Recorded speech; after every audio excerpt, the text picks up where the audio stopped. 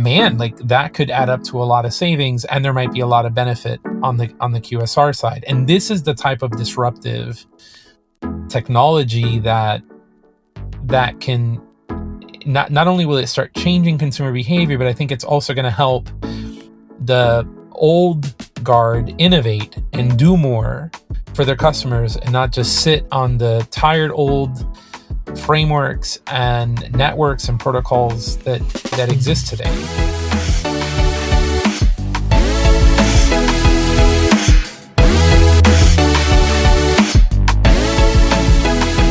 Welcome to the / podcast, where we lean into the future of IT by inviting fellow thought leaders, innovators, and problem solvers to slash through its complexity. Today, we're talking to Daniel Silva. We've had you on the podcast before. Welcome back, Daniel. Thank you. Daniel's a principal consultant here at Clarity, bringing a wealth of experience in leveraging technology to create business value. Beyond software development, Daniel is a strategic leader and team builder who has navigated complex challenges across a wide range of industries, including security, intelligence, defense, finance, and logistics. Notably, he served as a chief information officer and chief technology officer for the Subway franchisee organization Independent Purchasing Cooperative, demonstrating his strong leadership in transforming operations. Daniel's passionate about helping organizations simplify their approach to technology and building robust, future-ready systems. Yes. That's a bio right there. That's fantastic. I didn't know you worked in the defense industry. That's how I started my career. Is it really? No kidding. Yeah. I'm from South Florida, right from Miami, and U.S. Southern Command was headquartered in Miami at the time. I think it still is. And yeah, like coming out of college, I had opportunities to work there, and that's where I started. Yeah. So. Yeah, don't tell me anything like that. You'll have to kill me. You know what I mean? When I was on one of those sort of deals. No. Okay. I worked on nothing like that. It's all good. So how many? You'll never know, James. You'll never. That's right. I'll never. Thank goodness, because then you'd have to kill me. All right. So how many Subway sandwiches have you consumed in your life since you worked for Subway? Gosh, many. Yeah. 500 at least, more. That's a lot. I never got tired of it. So at the IPC offices on the top floor, we used to have a Subway restaurant. Just like the furniture, and it was essentially a restaurant, right? But it was kind of like this bigger lab. Okay. And we would do like experimentation on foods and things like that. And they would stock it every day for lunch. You could go there, you'd make a line, and you would make yourself, like they wouldn't staff it. It would just be up to you. You make a line, you go around the back, and you make yourself a sub. I mean, something that might be interesting. So as a part of IPC, at least at the time, when you joined, you had to do a tour in a Subway restaurant. You'd be assigned at a restaurant. They'd teach you how to do all the different functions in the restaurant, and you would work in the restaurant for a couple days. You would make sandwiches for customers. You would serve them. You would get to know those customers and get to know, and yeah, it gave you an appreciation for the work that we were doing, right? Supporting. That's awesome. I love that. I love any company who does that. May immerse you in the business, like you have that empathy for really where they make money. I love that. Now, do we need to go back and re-record the bio to introduce Sandwich Artist? Do I need to add that to your accolades? No. Okay. All right. Because you technically, you probably am a sandwich artist. You are a qualified sandwich artist. I could work at Subway. Yes. So if this whole programming thing, doesn't work out for you, you've always got. You can make sandwiches or become a Subway franchisee or another kind of franchisee. Fantastic. But yeah. So you, because of the IPC, that was big on the. You did a lot of work around payments and those sort of things. So one of the things that we wanted to talk about was kind of, there's a lot going on in the financial services world right now. There's some deregulation going on. There's some new regulations happening. So it's pretty exciting right now, honestly, to see what's going on. One thing in particular is, and this just happened kind of recently in July, was the Genius Act. I mean, this is within days ago or something, right? So the stablecoin era, right? Like we're now getting like this is becoming a real boy. So what is this whole stablecoin thing? Yeah, so stable coins are this idea of it's a cryptocurrency coin that's pegged or backed one to one typically, and I think the Genius Act talks about this, to some underlying asset. So for example, it could be tied to like an actual fiat currency like a US dollar, or it could be backed by another type of class, like it could be gold or silver or some other mineral. It can also be backed by other crypto. Why not? You could have Bitcoin is very expensive per Bitcoin, but maybe you can have a stable coin that pegs one of those coins to some fraction of a Bitcoin. And the whole idea is that the value of that stable coin is always going to be pegged. It's always going to be pegged to the value of the underlying asset. So, and the way it keeps its value is that it's essentially through arbitrage, right? As the value naturally goes down, because maybe people are overselling it, then other people will buy it, and that'll drive the price up.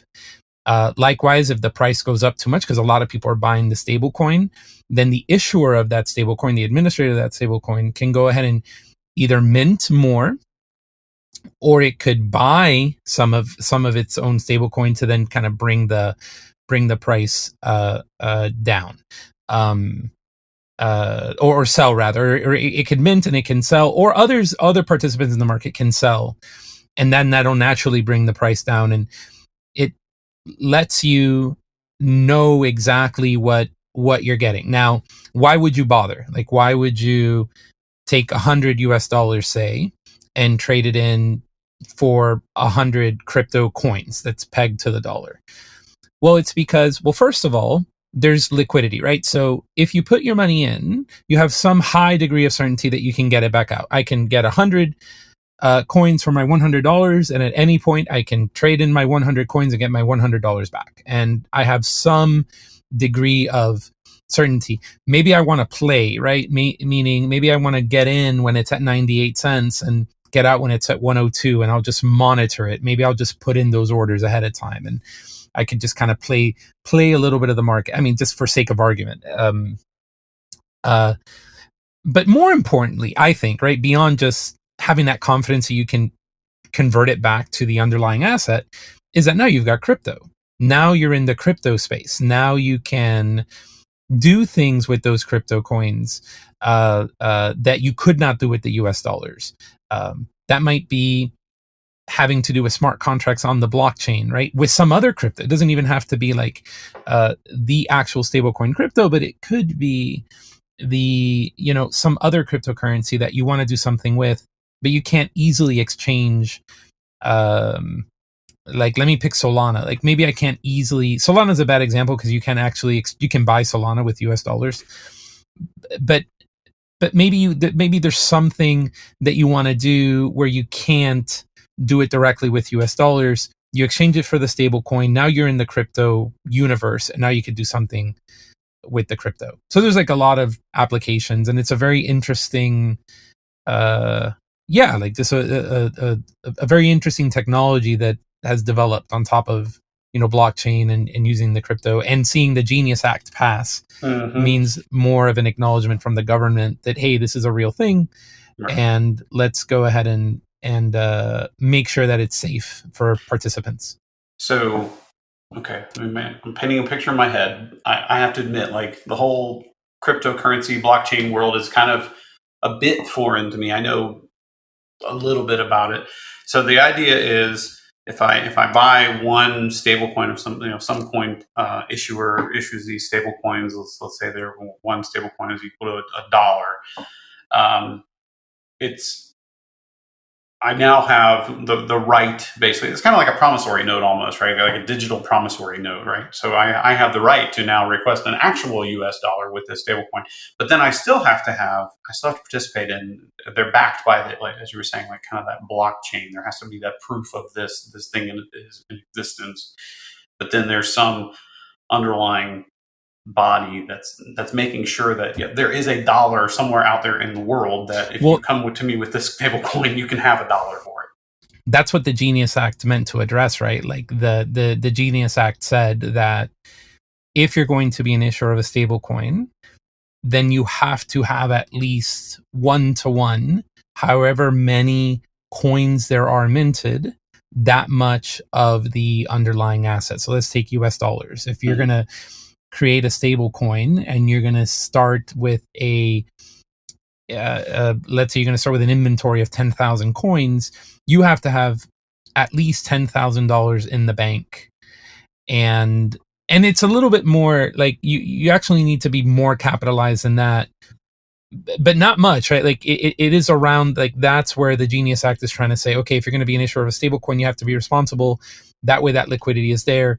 There's a lot of other rules around it.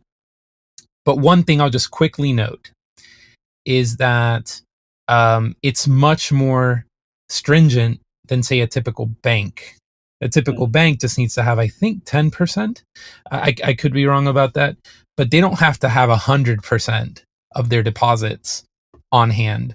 And so suddenly, I think stablecoins is going to start bringing in some customers that might otherwise, like I think there's going to be an interesting transition from what people typically go to a bank for. They'll start going to these stable coins for. They might find them safer in some ways, etc. And that's going to leave the banks in an interesting spot. But we'll have to see, right? Like that just over time, we have to see how that plays out and stuff. And some of the, I think from what I'm understanding from this whole Genius Act thing, because it now sets them up as regulated and whatnot, so that I think all of the regulations that we've come to know and love, know your customer, OFAC, and all of the anti-money laundering, all of these things apply still. So the people who are issuing these stable coins, they still have to go through this isn't opening up Pandora's box for fraud and all that sort of thing. There's still banks and financial institutions that create these things and back these things. So it's on them to still do the know your customer. I need to know that's Daniel Silva that's buying 16 stable coins, right? Like all of those things. And I need to make sure that I'm not issuing them to someone from a terrorist organization. Yeah. All of that still applies. So that kind of helps, level the playing field. And I think I think everybody's kind of holding their breath in the financial services, industry. Some were kind of waiting for some regulations to let them know which way the wind was going to blow a little bit, I guess, so they could know, like, okay, which way do we want to take this thing? So it's fascinating, and I think it's really opened up a door. So as technologists, what do we need to become familiar with now if we're going to be servicing financial services, apps and companies? How do technologists, how do they need to educate themselves? What do I need to know about? Well, in terms of the technology, I think definitely understanding how crypto works, the general understanding of decentralized finance, because stablecoins start bridging that gap, right? Between kind of like your traditional banking systems, networks, to this new kind of world of different crypto coins, exchanges, things like that. I think starting to understand that is important. There's this concept of dApps, which are applications that you can develop and then deploy into the blockchains themselves. Now, the blockchain is a ledger and it's going to be recording your coins, right? So it's this idea of I can buy the coin and then I can attach a smart contract to it, which is like another word for an application. And I think starting to understand that as developers, like even if we're not interested in necessarily developing or deploying applications in the space, I think every developer should be at least aware of how that works. For a while, I think we were saying it's the new generation of web, right? Like web 3.0, web, whatever the next generation of web is, with this idea of the current state of affairs is you have these big centralized service providers like Google, for example, like just to pick on one, who has, say, YouTube, and a lot of the video content yes, it's on YouTube, but you only have so much control over how it's served. Because, for example, YouTube wants to monetize its service, so it might put ads into your video, it'll just splice them in, and things like that. And of course, the creator gets a cut, right? So whatever revenue of that ad, they get a percentage of it, etc. In this new world of like blockchain backed, kind of crypto based applications, maybe the creators can get remunerated with these, they can get paid back with these, kind of crypto coins and things like that. And it creates a whole different paradigm and way to think about the incentives around creating, the incentives around and just the platform, right? That it's not just about one kind of private business that is building these platforms, and maybe they're a public business, so they have to continue to grow and they have to continue to find ways to grow and continue to find ways to make more revenue, and that could start infringing on the creator. This starts freeing up the creator a little bit. There's a little bit of the kind of like the philosophies behind it, and hasn't taken off yet. So, but I think that developers really should, technologists in general really should have just a basic understanding of how that works. Why is that happening? What is that movement about? How does it relate to crypto? How does crypto play into that? That's one whole area. I think beyond that, we should also be thinking about applications of this technology.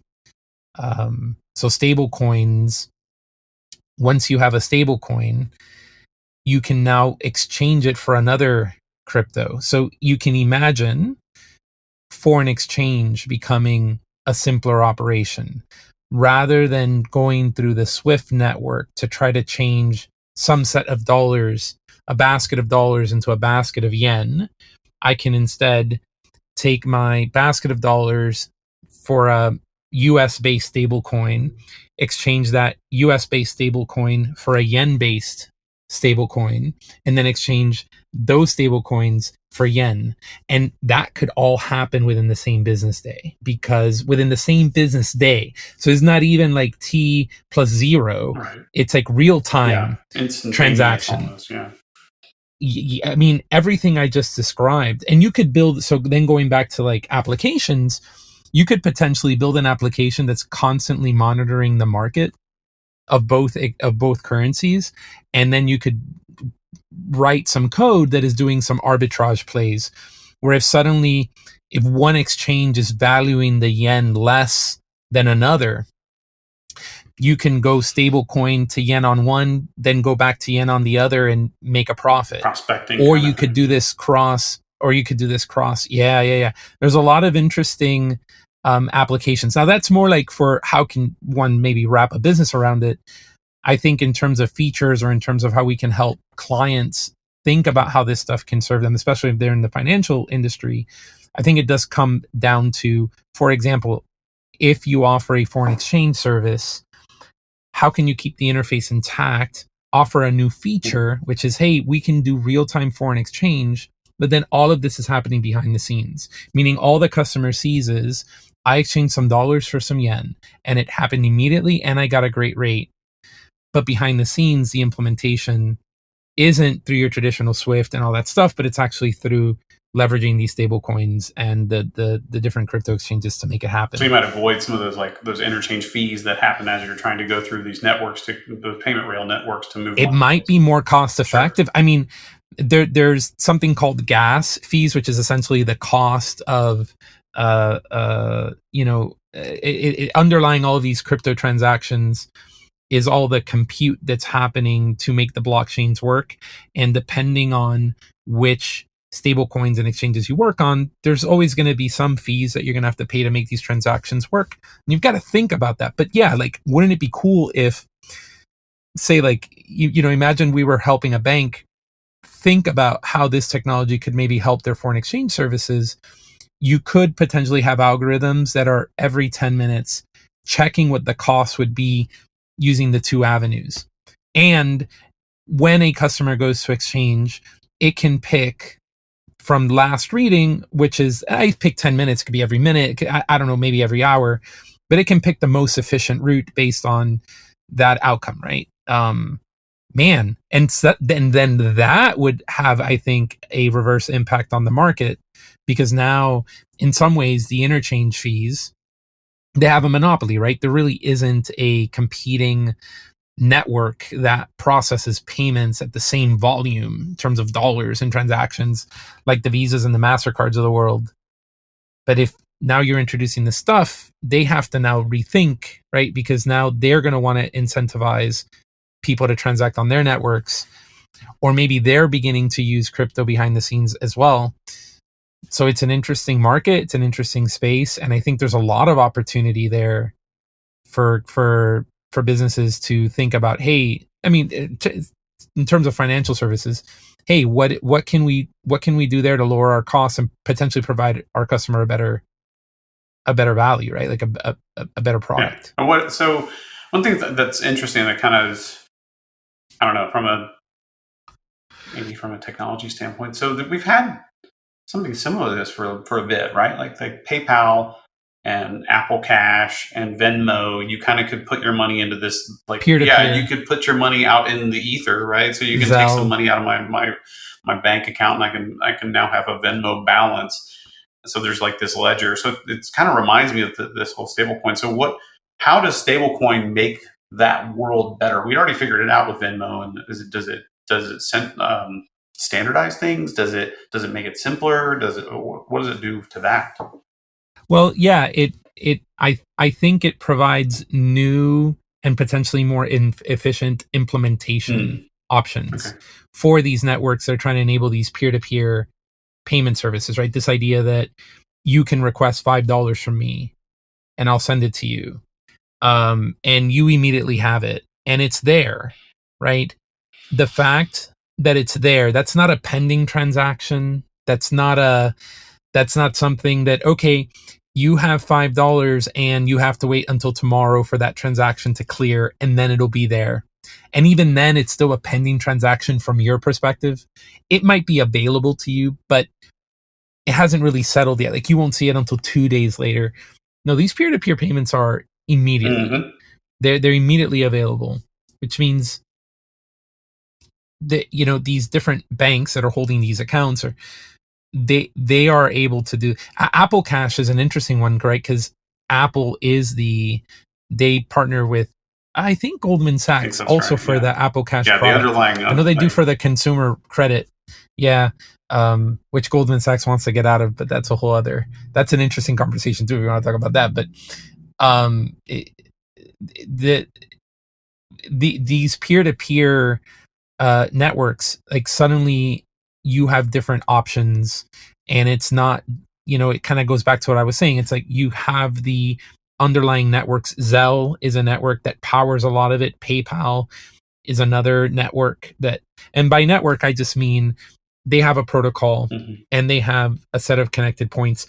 PayPal's protocol for peer-to-peer is actually Braintree. If you remember that company, PayPal bought Braintree. Yeah, they acquired Braintree like a long time ago. And Braintree is the technology and the API that they use, but it's essentially a protocol. You know, it's like, here's a way to send, here's a message structure, and here's a message you could send. And it's got the connectivity, meaning it's got the servers that are supporting these APIs, and it's got the APIs published and the integrations to these different service providers that are the ones that are then, they're the interfaces that you're interacting with, right? So say if I send you money on, and it works the same in terms of a general pattern. If you request $5 from me and I send it to you through an Apple iMessage, all Apple is doing is calling some underlying API provided in this case, I believe, by Goldman Sachs, and Goldman Sachs is then doing all of the transaction, and it's doing it in real time. And behind the scenes, there might be some settlement that's still happening, meaning the money movement of it hasn't actually happened yet, but the integrity of the transfer is there such that from your perspective, you've got the cash, the transaction is settled, it's done. You could spend it, and that transaction will further continue, and then, you know, maybe the chips will fall and it'll all settle at the end of the day or whatever. But it's a really cool technology. So what's interesting to me is, like, think it through this, like with Venmo. I'm just going to use Venmo because that's the thing I'm most familiar with. I take some money out of my checking account and it goes into my Venmo, or somebody pays me and it's just sitting there until I cash it out. So at some point, that person had to actually, as you were saying, take money out of a real bank, and it goes into this kind of Venmo. I would assume it goes into Venmo's bank account somewhere. They must have actual cash sitting there. So do these stablecoin folks, are they just kind of sitting on this mountain of cash while they operate and can so Venmo ledger? So just to draw a quick distinction, right? Service providers like Venmo, they're not banks. Right. So they don't actually have the stacks of cash. Okay. All Venmo is providing is the connectivity and the integrity of the ledger, such that they're liable. So should anything go wrong, should there be a dispute, should there be anything, Venmo as a business is absorbing that and paying that out and stuff like that. And sure, they need to be capitalized enough to support those kinds of disputes, and because otherwise trust is broken and they're out of business and things like that. But they're not regulated like a financial institution would be. Now, to draw a distinction, stablecoins and stablecoin issuers, on the other hand, do need to be well capitalized. They do need the cash on hand, and not only the cash on hand to satisfy the sellers, but they also need the cash on hand to mint new, because the stable coin's value can kind of go down or up, right, depending on how many people happen to be exchanging it for the coin, right? That's going to drive the price up, or how many people are exchanging it for the underlying asset. That's going to drive the price of the stable coin down. And it's up to the issuer to keep it pegged by either being the counterparty on that, although that doesn't make for an efficient market. The idea is if you have some stable coins and I have the dollars, I would exchange my dollars for your stable coins, and then and the issuer is out of it, right? Like that's the most efficient way, but it doesn't always work that way. Supply and demand aren't in perfect equilibrium ever. So the issuer has to step in and either buy some or sell some, or if they have nothing to sell, they have to mint them.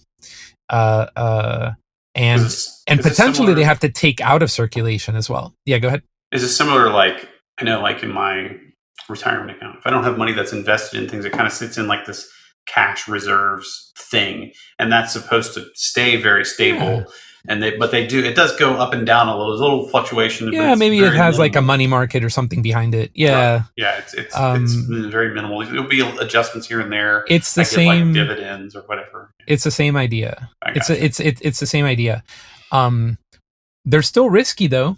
Mm-hmm. You can imagine the theoretical possibility that if trust is lost in it, everybody will sell it. Right. And they will sell the coin at a rate faster than the issuer can stabilize it. And that's when a coin becomes depegged, and that's a term, and it is on the issuer. And there have been some examples of stablecoins spiraling out, but if it's backed by something like the US dollar, those have been good. It's more like, because you can have it backed by anything. So there have been stablecoins that are backed by other crypto, and that can be super risky. It doesn't sound very stable to me. That sounds like the opposite of stable. Yeah, like they're, in a lot of ways, when I think of crypto, I think of how we are rediscovering. So if I can kind of zoom out for a second, right? We sit here in 2025 on a mountain of we play in a financial market that is regulated by a mountain of legislation and policies and improvements that, say, are the result of over 100 years of learning and protecting customers and protecting and incentivizing businesses to be in business. And so we get to like this nice point where we can invest and have confidence and all those kinds of things. Crypto kind of started from the beginning again, in part because they wanted to kind of like, it's a complaint, right? It's like typical financial markets are under a mountain of regulation.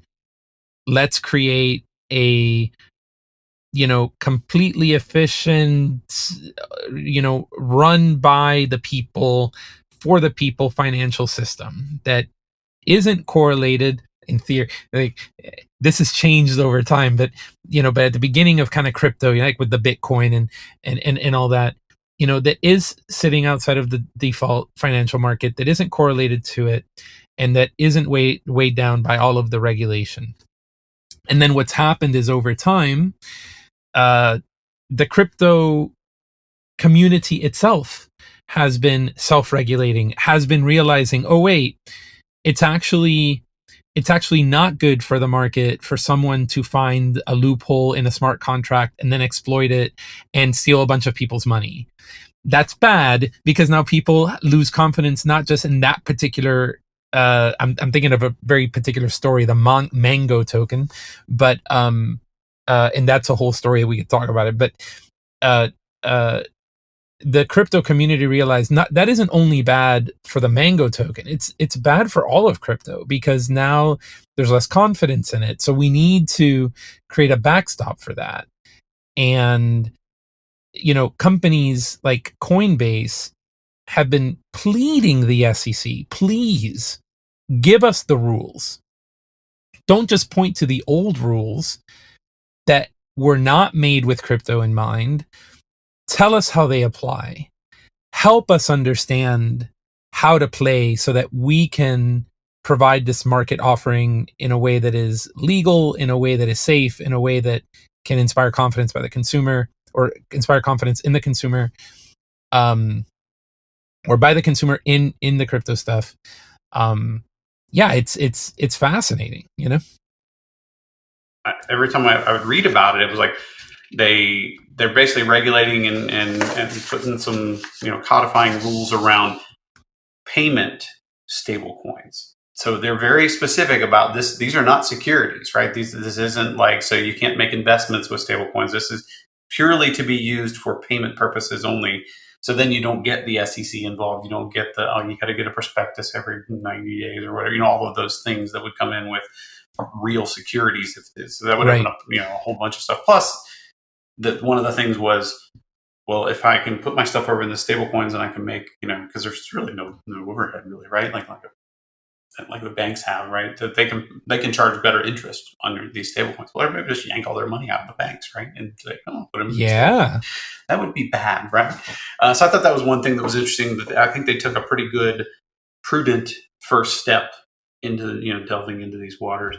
One thing that's from a technology standpoint, as we're building solutions, as we're trying to solve problems for our clients, and for when we build things, the stablecoin market now, it's almost like not the wild west, because there's regulation, but there's no limitation on like how many stablecoins there can be, and for a very good reason. The United States said, every state can't issue their own currency. We have a currency for the United States of America, and it's called this.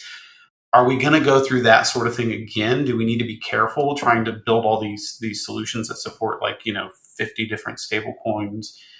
Are we going to get have to consolidate all back down to one again? Right. Why would you pick one versus the other, right? And it's one of those things where I do think that maybe some of the value-added services might be a part of it. Like you started mentioning, special purpose stablecoin. So maybe we can create a stablecoin that's specific for buying some goods and services. It can even be a slice of the market. Maybe so. Let's think about, everybody has a smartphone. So, or at least I saw this interesting statistic that more people own smartphones than toothbrushes. I don't know if that's true, but I think that's funny. Well, I live in Kentucky, so that would make sense. You know what I mean? I'm just kidding. Wow. Okay. Let's say I can imagine a reimagining of federal services being given through stable coins, things like EBT cards or Social Security payments or things like that. There's a lot of costs and overhead when it comes to, from the idea of, okay, what are you entitled to then putting that in your hands. We have direct deposit, ACH, and a lot of these technologies, but a lot of these technologies cost money. They take time. And then once you have that money in the bank, what can you do with it? As on the other side, right, the payment side, the more people can, the more merchants accept, right alongside your typical credit card, they also say, hey, we'll take your stable coins too. Because maybe they can do something with those stable coins you can't do with the US dollars. Maybe they're taking that and they have some side business venture with where they're investing that crypto in a way that is generating more value than just having the fiat currency might be. Like I could see that as a way, right, of like just an application of this stuff to slowly start getting out there into the marketplace. It's potentially also safer. It's going to be more cost efficient for all the participants involved, because today's marketplace, everybody has a hand in the cookie jar, right? Like the fees are high, and that potentially raises the cost, right, of consumer goods. So yeah, it'll be interesting to see how these kind of special purpose coins. Yeah, it's interesting. You just kind of brought up an idea. So I keep my hands in my mouth and I'm talking into my fingers. It's not good for recording. Yep. So you brought up an interesting idea. So if these stable coins, perhaps maybe they're kind of bound to a domain, and maybe the quickest analogy I would have to that, and something probably very near and dear to your heart, would be like loyalty or like a gift card, right? So instead of like, I can buy these stable coins, but they're only redeemable other than for the cash value that they have. Like, I can only go buy a Subway sandwich with that, right? That this is a Subway stable coin, and I can go buy, but I get perks with that. So yeah, the fact that I'm buying and I'm staying in the Subway land with my money, that I get perks for that. So is that kind of the idea what you're thinking about? That would be like domain that specific? would be amazing. It does not have to be. It does not have to be anonymous, and it doesn't even have to be like a merchant specific coin. A merchant, or maybe what will emerge is that a stable coin will become popular in the quick service restaurant space for whatever reason. Maybe that coin has some side features, that stable coin has some side features that are targeted at merchants and consumers of these brands. So now Subway is like saying, yeah, you can buy this sub for $6.99. You can buy this footlong for $6.99 US dollars, or for 6 QSR coins. And this QSR coin happens to be 1-to-1 to the US dollar. So why would you spend the extra buck or 99 cents using fiat when it's 1-to-1 for you to extract it? Now there's still a little friction because you have to have the QSR coins.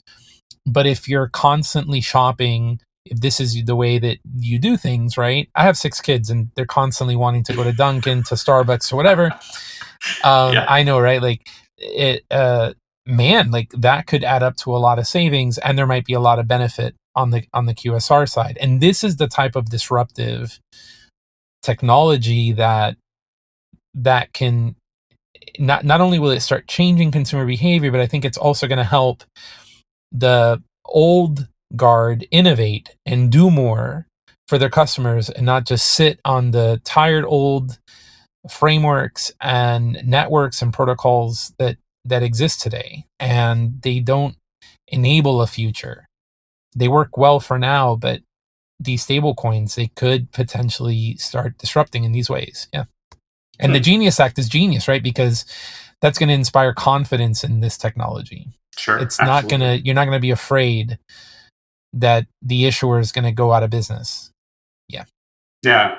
I mean, I guess you could kind of like white label the stable coin to your business. So the fact that it's a Subway coin or whatever it is, it may be underneath the cover. QSR coin could be a white label coin. That's even more brilliant. Yeah, it's like an XYZ coin underneath the covers, but I label it as, So ironically enough, Starbucks. a Subway coin could be a stable coin backed by QSR coin, which in and of itself is backed by the US dollar. So you can have abstractions. Right. Nobody steal my idea. White labeling stablecoin. Dang it. I just came up with that. So all 8 of our listeners, I'm just kidding. Well, we haven't even talked about derivatives, or like this is just the asset. There's a million things you could do with it. Yeah, I think it will be interesting if they do open it up to more security, so you can kind of treat it like a money market or whatever. Well, I can imagine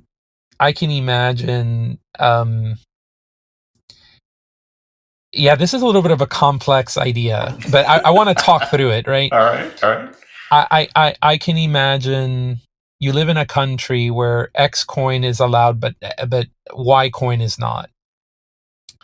So you build a product, or let's just say let's say X coin is not allowed, but X coin would be really valuable to you.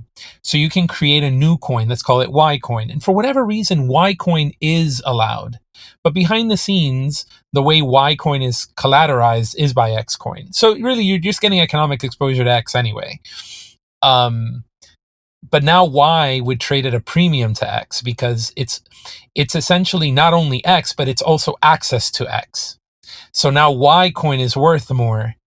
Yeah, like, I can imagine this in more constrained markets like China, where maybe in China you want access to some Western thing that isn't allowed for whatever reasons, right? On principled grounds, maybe they were critical of the leader, so you can't do business here.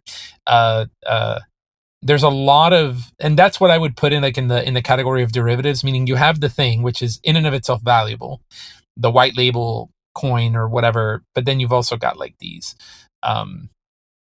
It's wild. It almost it reminds me of, you've got these gift card exchange markets where they'll give you $70 for a $100 Subway gift card because they know you'll never go to Subway. So 70 cents on the dollar is better than nothing, or better than just having that gift card, that grandma gave you, just kind of sit in your, in your closet or whatever. This kind of reminds me a little bit of that. And I think stablecoins is going to open all sorts of new exchanges and marketplaces where you can access cash. I mean, I think in the US we're very privileged, but I think in other countries, man, like stablecoins could be even more powerful.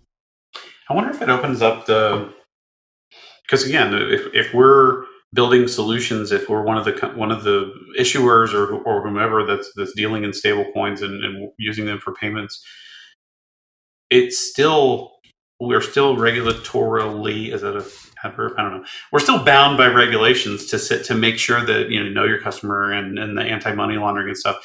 Is it going to make anti-money laundering difficult? The reason I thought of that is like you brought up, like, if I translate from one stablecoin to the other, I'm going to use an analogy from like the shipping industry. So you may say there's an embargo on China, and I can't ship goods from China to the United States, but I can, if I wanted to be a illicit person, I could say, okay, send my shipment from China to Burkina Faso in Africa. And they kind of don't care about those embargo rates. They don't care about what we say. And there is no embargo from Burkina Faso to the United States. So they'll offload a shipment, put it back on another container, and zippity-doo-dah, ship it to the United States. So the country of origin now is a different country, right? Yeah. So if there are illicit actors in the middle, like that don't really enforce the anti-money laundering and those sort of things, could it open us up to risk and oh yeah, absolutely. I and a lot of this is new. I think that we've not yet discovered all the ways in which this can be exploited, and I think over time we are going to learn that, and that could potentially take down some exchanges along the way. So this isn't completely risk free, and it'd be foolish to say that we fully understand this technology. We understand on some level what it could do, and we're beginning to get a sense of how to. And I want to be clear: the incentive to combat things like anti-money laundering or to combat money laundering is not for moral grounds, right? It's not because it would be a good thing to do. It's because it makes the marketplace safer. It's because the marketplace won't draw scrutiny. Sure. The last thing you want is, 2,000 of my US dollars are trapped in a stable coin that I can't make liquid because the FBI has seized it and has frozen everything because there's some illicit act, I like to think of it in terms of efficiencies, right? The more illegitimate behavior is happening, whether that's exploitation of the technology, whether that's illegal behavior, just things that aren't allowed in certain jurisdictions happening on those exchanges, then the more that risk exists. And yeah, like there's there's a lot that we have to learn along the way. Well, one thing that's, I guess, maybe that's in the benefit here is the whole notion of that the blockchain, underlying blockchain, that you can inspect the chain itself to look for funny business, right? I would guess. Yes, but that you could probably, yeah, that might help. the only intrinsic value to any of this stuff is the distributed trustworthy ledger. Without this, you really just have like it wouldn't work. Right. So yeah, there are a lot of tools with which to, we're learning a lot. We, in a lot of ways, we're going back to zero or going back to the beginning, on purpose, right? We want to, maybe we've forgotten why some of the regulations are good, and we want to start from scratch and just start with the things. And it's also a new world, new generation, new ways to think about money, new opportunity, right? So I think in some level, in some sense, this blockchain technology and crypto in general, I think, has a future. It's just a matter of, how it plays out. And these stable coins, I think, are going to be a great transition into that future. All right. So future trends, anything, opportunities that you would say, what's next? What do you see on the horizon for this? For stable coins, or for, yeah, I see I see wider adoption on the merchant side. I see, and you already see it a little bit, like someone like Elon Musk saying you could pay for your Tesla in Dogecoin or something like that. That's a little bit more meme worthy and not more for attention grabbing than it is for like some kind of fundamental economic reason. But I can imagine as these as these technologies mature underneath, and as technologists like us build the services on top of them to make it possible for merchants to accept stablecoins as forms of payment, then I do see how that will then become the grounds for the US to create its first kind of official digital currency. Yeah. That eventually will replace the US dollar, and other countries will follow. And in some ways, money is already bits on a ledger anyway. It has been for a long time. It has been for quite some time. Yeah. So moving that right to the main, moving that from the old mainframe base, kind of old technology to the blockchain, the stable coins are going to hasten that. And I see a lot of that crypto becoming more mainstream. There being a lot, there being more application. I could imagine crypto being the de facto security method, meaning when you buy stock, it's really just buying coins on a, on some exchange, on some blockchain that represents that stake of ownership in that business. And then that's going to start upending other things. It's going to be interesting. There's a reason Bitcoin has blown up. It was the original. It's limited in quantity. It's, people see as the future. And in some ways, to me, Bitcoin is like a museum. It's like, it was the first, it was the ultimate store of value. And yeah, it's cool to see kind of like then everything that's come after that and what we do with it. It's interesting, like, of course, history repeats itself, right?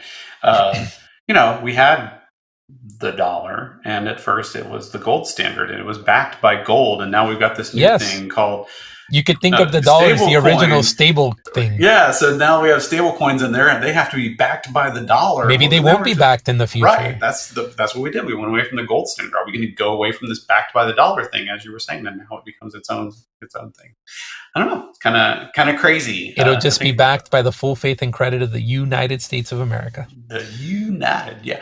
The good old US of A. What about, like, that's an interesting thought where you said that, when you buy stock, So you would have like an AAPL coin. If I'm buying Apple stock, I would buy an AAPL coin. Yeah. I don't even need to go through the New York Stock Exchange. I don't need to go through any of those. I just buy the stupid coin.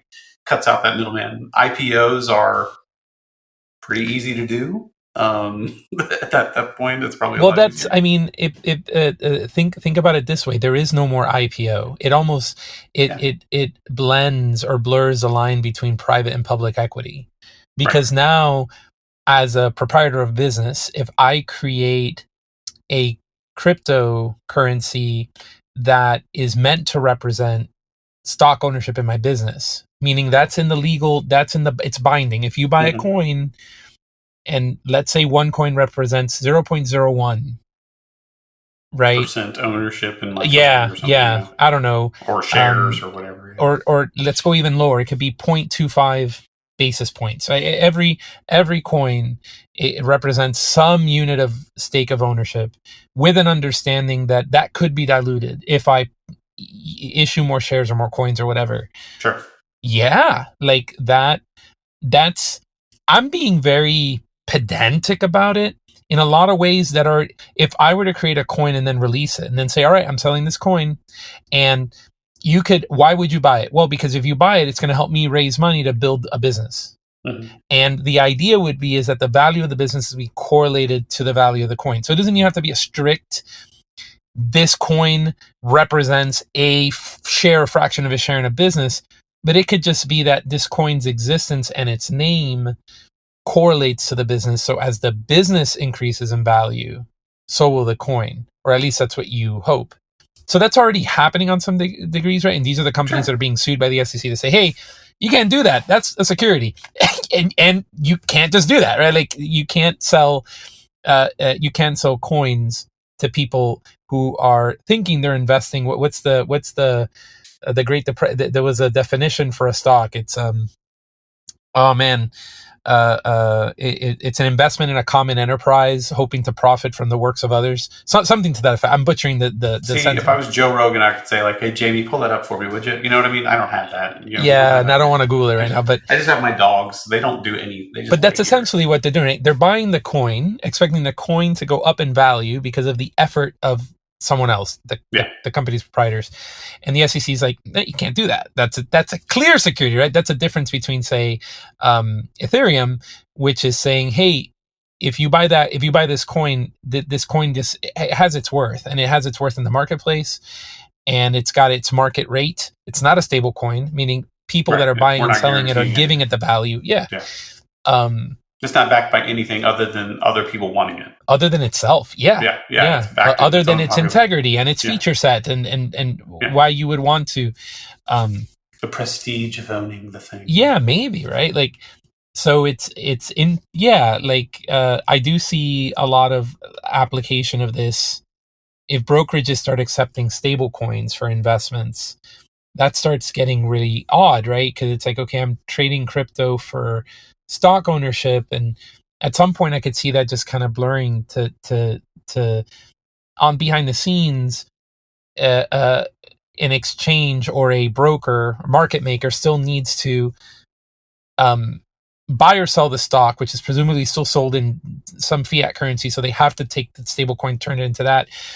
But if the companies themselves are starting to offer crypto, suddenly they can do the stable coin directly for the stake in the business, expressed as crypto.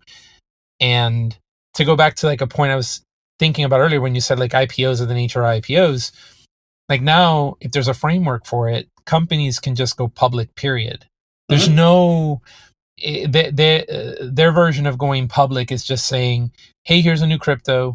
It is directly correlated to this business, and buying it is buying in the future of this business. And it is a security. I've registered it with the SEC, just like any company would register their publicly traded stock.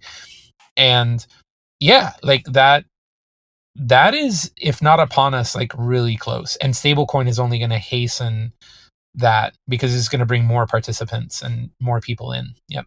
Yeah, I think I'm thinking through that. It would almost have to be dividend less. Like you probably wouldn't pay dividends on those type of investments. They would just be traded among each other, and this is basically a prospecting tool of saying, I think your company's awesome, I'm going to buy into that.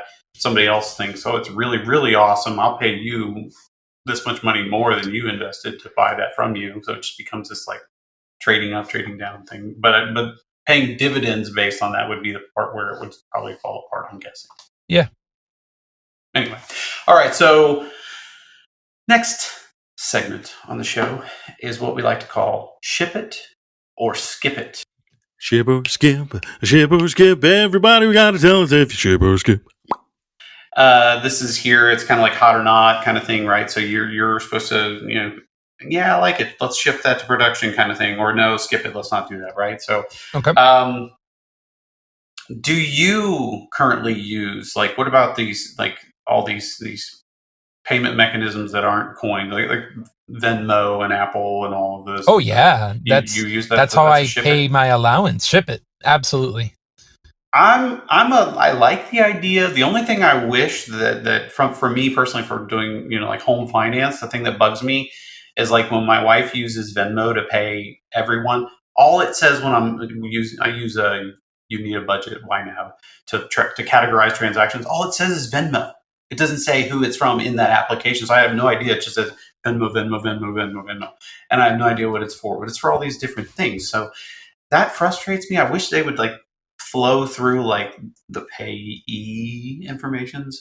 Don't use Venmo. Use another one. Well, maybe that's it. Maybe I'll tell her to start using like Apple Cash, right? Or whatever integration you're using, because I doubt it's Venmo's fault, right? Like I'm sure Venmo makes available in the transaction data the amount and the source and the target, right? And so however you're importing that stuff, maybe they're ignoring or dropping that. And I think it's just a matter of it's transfer. It's a company, the bank really well is who I use. But I think the issue is like when you take money out to go to Venmo, they don't know what that's for necessarily. It could be just I want to put money. Oh, I see what you're saying. Yeah, so it just shows up the integration is with the bank, not with Venmo. So you just get the bank's perspective. Yeah, they don't know. So you need to import the Venmo data and then have it overlaid, right? Yeah, like somehow sync it up somehow. Yeah, that'd be great. So with Apple Cash, if I can quickly say, when you whatever note you write. So you can send money and then there's a space to send a message, and that whatever you send along with it does get recorded with the message. And on the bank side, I actually see that memo. Oh, okay. Which is useful. I'm switching to Apple then because which is useful. But not everyone uses, like for Apple, you need to have an iPhone or you need to use an Apple device. Not everybody uses that. So it limits your market, right? Like that's part of the problem. It's not platform agnostic, but it's otherwise really cool. And like I said, with my kids, they all use it. So I don't hang out with people who don't have Apple phones. I just don't. I mean, I just don't associate myself with those people. I'm just kidding. No, I do have those friends, that the green bubble friends. I do have those folks in my network. I love them just as much, for sure. What about I don't know. This is kind of really broad, but like quantum computing. Are you kind of hyped up about this, or is this something you're like, that's just hype. It's not going to happen. I'm not as well versed in it, but I tend to get good vibes, so I say ship it. I'm a little concerned about maybe a common thing you'll hear is when that goes live or when quantum computing becomes more mainstream, rip our encryption mechanisms, right? Yeah. But I'm still, I'm all for it. My son happens to be into kind of like the math and the physics behind it, and I say ship it. I keep exploring, keep investing. It'd be cool to have new and exciting ways to compute other than the basic binary way that we've been doing it pretty much since the dawn of computing, right? Since Charles Babbage. I'm with you. I'm a ship it on quantum. I think it's going to be a fascinating era for us. I think like you said, we're going to have to think differently about computing and the way you structure algorithms. It's going to make us expand our horizons a little bit and kind of reframe our brain and maybe just the fact that gets introduced, we might think about how we've solved other problems in the past, and we might think about problem solving differently. I think it's going to be cool. I think it's going to expand our horizons and just the way we think. It's exciting, man. Yeah. I got to tell you that intersection, like when I was younger, physics always interested me. At some point I had to make a choice, right? And so I leaned in more into computer science. To me, it felt more applicable. There was more applications and not just purely theoretical. But man, like that future, like if I were younger, like I would lean in a lot into it personally. It is very exciting to me. I was very excited about physics too. I took one of those tests, like when you're in high school and the Army or whatever shows up at your high school and says, "Here, take this test," and just kind of evaluate you. Apparently I did pretty well, and I was very interested in being a nuclear physicist. But they were like, "Hey, we want you to go on this submarine for 6 months at a time and stand next to this nuclear reactor on this submarine." And I was like, "Nah, I think I'm gonna go computer science because I'm very claustrophobic. I don't think I could stay under the ocean for months and months at a time. Yeah. That was Not your scary thing. to me. Not my thing. So yeah. Shoulda, woulda, coulda. Right? Okay. What about this one? I know you're kind of into music, and you're into art, and you're into writing. I think is one of your big things. Yeah. One of the stories I saw, a headline I read, I think it was yesterday or the day before. The gentleman was talking about like, there was a band. I probably should have looked up the details. Again, if I was Joe Rogan, hey, Jamie, bring that up. But I don't have it. There's a band that's not really a band. It's an AI generated Completely music. AI. But they topped the Spotify charts. And then kind of people were finding out that this isn't really a band. And they were torn by that. Like, wait a minute. I like this music. What do you mean I like this music? I can't like this music because it's not real music. These aren't people. What do you think about this whole era we're getting into where nothing can be real anymore, right? What's the opposite of ship it? Skip it. Skip it. I say skip it. I think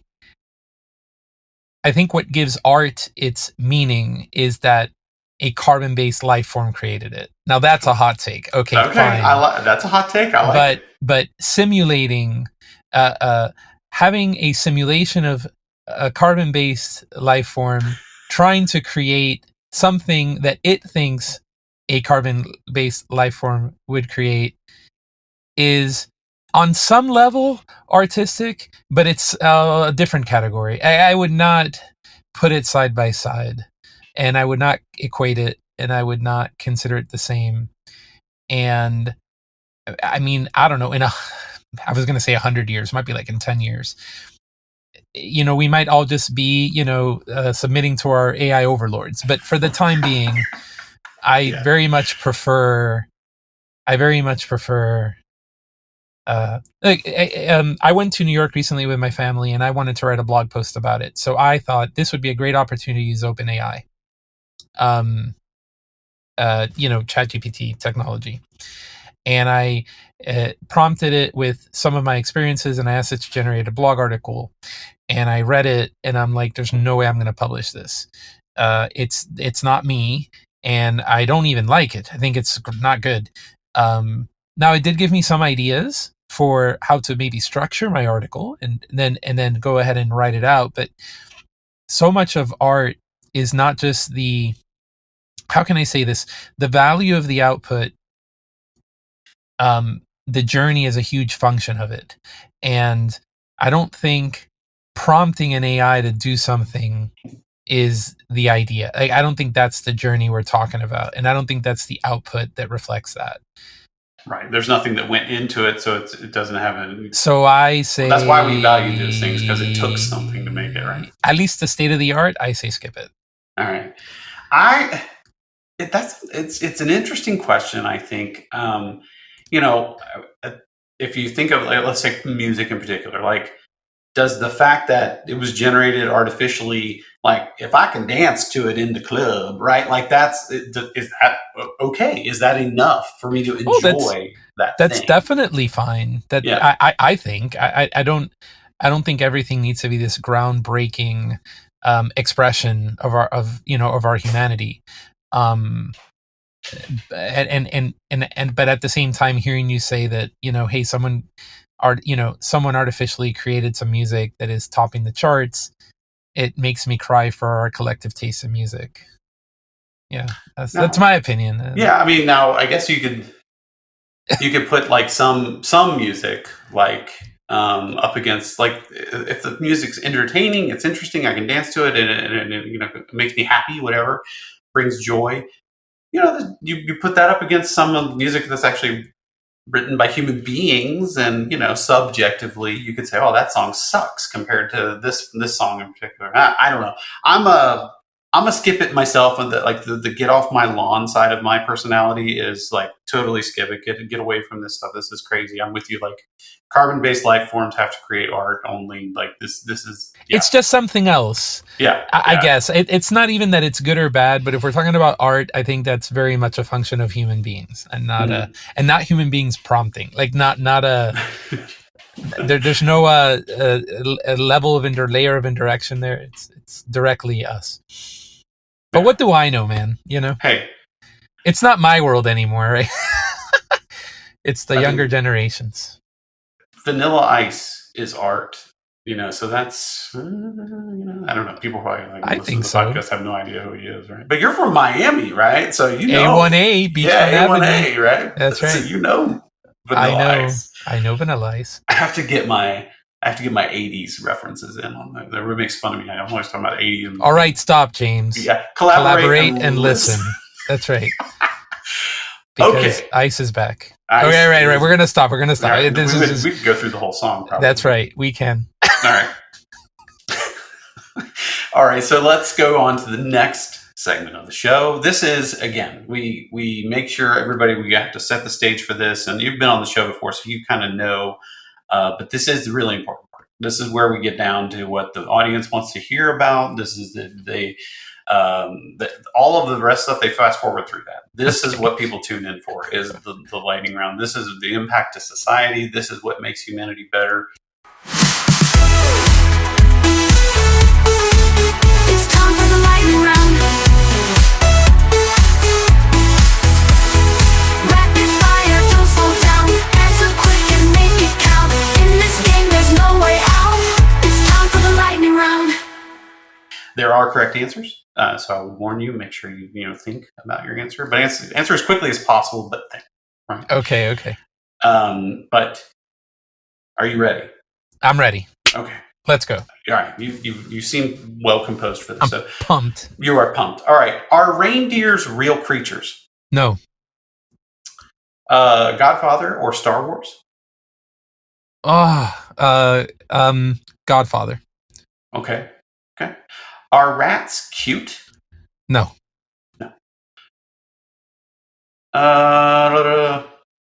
If you were given an all expenses paid trip to Cleveland, would you take it? Nope. No. For our listeners from Cleveland, we love you. But, yeah. I don't think we have any listeners in Cleveland yet, so we can still do that question. Not ever. Okay. Dark chocolate or milk chocolate? Dark chocolate. Every time. All right. I taste raisins even when there are no raisins in it. Like I do. I love dark chocolate. It's the best. Do you think anyone considers you a hipster? No. Nobody. Absolutely nobody. Not a soul on this earth. Okay. Or ever. Yeah. There's a couple here that are like, I have a list of these, and usually I try to skip around, but there's a couple that are right in a row here that I think would be good ones for you. Like, okay, Super Mario Brothers or Zelda? Zelda. Or Link. I don't know. But Zelda. Cool. Yeah. On a scale of 1 to 10, how good are you at trivia? 1 being not good, I would say like a 3. Really? I find that surprising, actually. I have really great book knowledge. I'm not very good at I guess it would be the opposite. Yeah, I'm not good at trivia. Ask EJ. Like, we'll go to trivia night and we always lose. So if there was a hair in your soup at a restaurant, would you return it? I wouldn't drink it. I wouldn't eat it, but I'd probably, I don't know if I'd make a fuss about it. Depends. Who inspires you? My wife. Well done. Do you think that's a sincere answer? That's a good answer. I like it. Do you think she'll listen to this? Probably not. No. I doubt it. My kids might.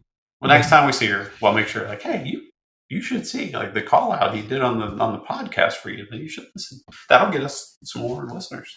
we should do that. All right. Great job. You did a wonderful job. I would say 78th percentile on the lightning round. Cool. That's pretty good. I mean, that's on, you know, I mean, you did better than 78 out of 100 people. Are reindeer real animals? I think they actually are. They are, right? As soon as I said no, I'm like, well, Rudolph isn't real. But I don't think they fly. But a reindeer, I don't think they fly, but I think a reindeer is an animal. Yeah, I don't think. I mean, Grandma got run over by one, right? So sure it's got to be real. Yeah. They don't have glowing noses, and I'm pretty sure they don't fly. I can't, you know, not positive. But this has been a lot of fun. Thank you. This has been really cool. Thanks for joining us. Thank you for inviting me. This has been a fun conversation. Let's do it again soon. Absolutely. Anything you have going on? Anything you'd like to, you know, promote? Like, do you have any blog posts that you've recently written, or anything you'd like? No, I mean, I've been writing a lot more on my Medium. I have a medium.com/@ Daniel's Web is my blog. So I definitely recommend if you're into reading. But yeah, for now, that's really the only thing I've got going on. I'm pretty fully dedicated to the work that we do, and then everything beyond that goes to my kids, to be honest, you know, just spending time with them. So well, you got 6 of them. That's and they're growing up, right? And they've all have different needs, and got one going to college here in the fall. I've got like full time. I mean, my son also goes to college, but he's not full time there. He's still in high school. But yeah, just, you know, from 9 to 17. So there's like a lot of different, but thank you for asking. And yeah, if you guys want to check out my blog, that'd be awesome. And I'm going to continue to write in there. And yeah, it's a goal that I have to express myself more and, you know, I have a lot of ideas in my head, and I want to take the time to start putting them to paper, so to speak. So, and it's not going to be that AI generated drivel. Well, I am going to use AI to help me sort through ideas, but I will write them. I think that's important too. Like, I think the exercise of writing it, I hate to say it, but it might become a competitive advantage in the future. People are going to stop. People are going to forget how to like think. It won't take long. I mean, communicate. It's already happening. Yeah, it's already happening. I wrote an article about how to maintain your authenticity in the you know, the LLM era in your writing, and how to do that, and how to use an LLM but still maintain authenticity. And I should read that. You have to be disciplined. I find myself like going away from even the advice I give. Sometimes I'm like, I gotta well, it comes back to why you're doing what you're doing. I mean, if the goal is to communicate something, then yeah, sure, lean in. Let it help you do that. But don't lose touch with your ability to think and put ideas down. Like, and I mean outside of a prompt input box. As long as you practice that, then I think that and if anybody is doing this, if anybody's just generating stuff in AI and then copy pasting without reading, don't do that. It will be evident. It is not good. It won't represent you well, and you cannot blame it. You will have to take full responsibility. So don't do that. At least read your stuff. And do some copy editing and then ship it, and that's okay. Well, apparently there's a new technology somebody was mentioning today with Notebook LM. You can actually have it. Oh, I love Notebook LM. I do too. You can audio podcast. Generate a podcast. Oh yeah. I think our listeners will know without a doubt we did not generate this from this is my preferred AI engine is Gemini. And when you're doing something in Gemini, at least with the pro version, you have something called Canvas. And what Canvas does is it creates a shared workspace between you and the AI agent, where it will put stuff in there, and then you could put stuff in there, and it's constantly reading it. So it's a very collaborative environment. And then in the end, you can say, okay, generate a podcast of this, and it will do it, an audio overview. And it's it's impressive. I do a lot of, like I shared, I do a lot of creative writing, and I've been trying to get into that space more. And I'll create like different characters that I might want to write stories about, and I will tell it to, generate an audio overview of these characters. And it's amazing the job it does. I get to hear back what I wrote, and it does add its own flavor to it. It does sound like two people having a conversation about your content. And it creates this interesting feedback loop where you'll hear something where you're like, oh, I didn't realize that. And then you'll fold it in, and then you'll generate another one. And it is a really cool time that we live in, I think. Yes. We have all kinds of cool things to collaborate and create. Yeah. It's fascinating. All right. Well, again, thank you. This has been great. I always have a great time talking to you, Daniel. Thank you, Jane. Thank you. If you'd like to get in touch, drop us a line at /@calibrity.com. Thank you again, Daniel, for joining us, and see you all next time. See ya. The / podcast is created by Calibrity. Our director is Dylan Kortz, producer Ryan Wilson, with editing by John Corey. Marketing support comes from Taylor Blessing. I'm your host, James Carman. Thanks for listening.